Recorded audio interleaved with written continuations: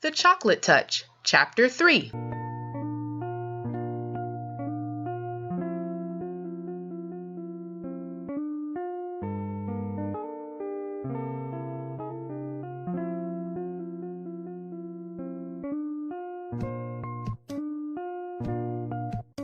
The birds were chirping in the tree outside John's window, and the sky beyond was deep blue.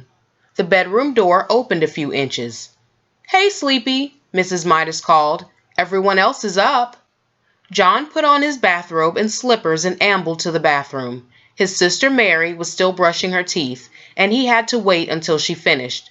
"Come on, Mary," he said a little crossly. "Don't take all morning." "Here you are," Mary said, handing him the toothpaste tube. While Mary soaped her face, John squeezed a little of the toothpaste onto his brush. The paste was pink. John made a face at his toothbrush. It didn't seem fair that he should have to brush his teeth with stuff that tasted just like his tonic. A stinky taste, he called it. John opened his mouth and pushed in the end of the toothbrush. As soon as it touched his front teeth, he noticed a delicious sweetness in his mouth. A taste of the best kind of chocolate. He pushed the brush to and fro, and the taste seemed to grow stronger. He removed the brush. The bristles were browned. "What kind of toothpaste is this?" John asked. Mary was drying her face. "The same kind," she answered. "It says on the tube." "Blancodent," John read. It was the same kind they had always had. "Why is it chocolate flavored this time?" he asked. "Boy, it's good." "Silly," Mary said. "Course it isn't chocolate." She hung up her towel and swished out of the bathroom. John squeezed some more toothpaste onto his brush and continued to brush his teeth. Chocolate again. It was marvelous, rich, sweet, smooth chocolate. Chocolatey chocolate, like the single piece of chocolate from the box the night before. There seemed to be no further need for the toothbrush, so John rinsed it and hung it up. He squeezed out another bit of toothpaste onto a fingertip this time. He put his finger in his mouth and ate the toothpaste off. When he took his finger out again, it was stained chocolate brown. John wasted no more time. He put the end of the toothpaste tube into his mouth and emptied the paste onto his tongue. It squeezed out like thick, creamy chocolate. Mary looked into the bathroom. "Hey, what are you doing?" she demanded. "Yummy," was all John said. John and Mary were a little late getting to the dining room, and Mr. Midas was already on the way to his train when they sat down at the breakfast table. "John ate up all the toothpaste," Mary told their mother. "Ooh, you sneak," John whispered. "Well, you did," Mary reminded him. "And that's a waste.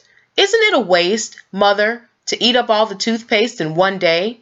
Mrs. Midas was serving their orange juice. "Mary, really," she said, "I'm sure John was only joking. He must have been pretending to eat the toothpaste."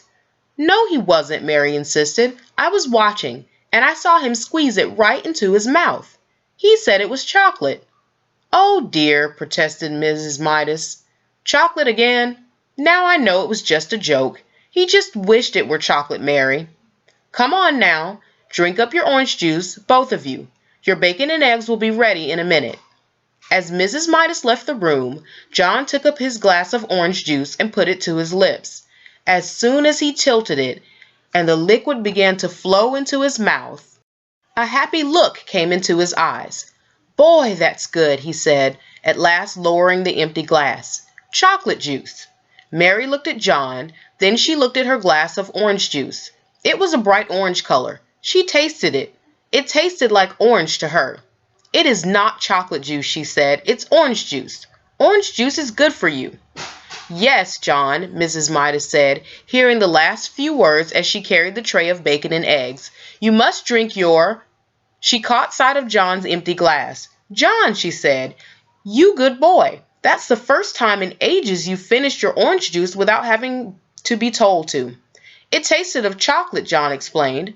"All right," Mrs. Midas said. "Very funny. But don't tease Mary too much. Remember, Mary's younger than you are." John silently picked up his fork and sliced the yolk of his fried egg. The yellow broke over the white, and he shivered as he watched it, as he always did. "I can't eat this," he told his mother. "Of course you can," Mrs. Midas said. "You drank your orange juice. Try to eat your bacon and egg." John scraped up a small piece of egg and put it into his mouth. It immediately became chocolate. Chocolate white and chocolate yolk. Both lovely, lovely chocolate. "Mmm," John mumbled. "Chocolate egg." In almost no time he had finished every scrap of the egg on his plate. Then he tried the bacon. The bacon turned to chocolate too. John had never before enjoyed his breakfast so much. After the orange juice that had turned to chocolate juice in his mouth, and the fried bacon and egg that had turned to fried chocolate, he ate 2 slices of chocolate toast with chocolate butter and chocolate marmalade, washed down with a glass of chocolate milk.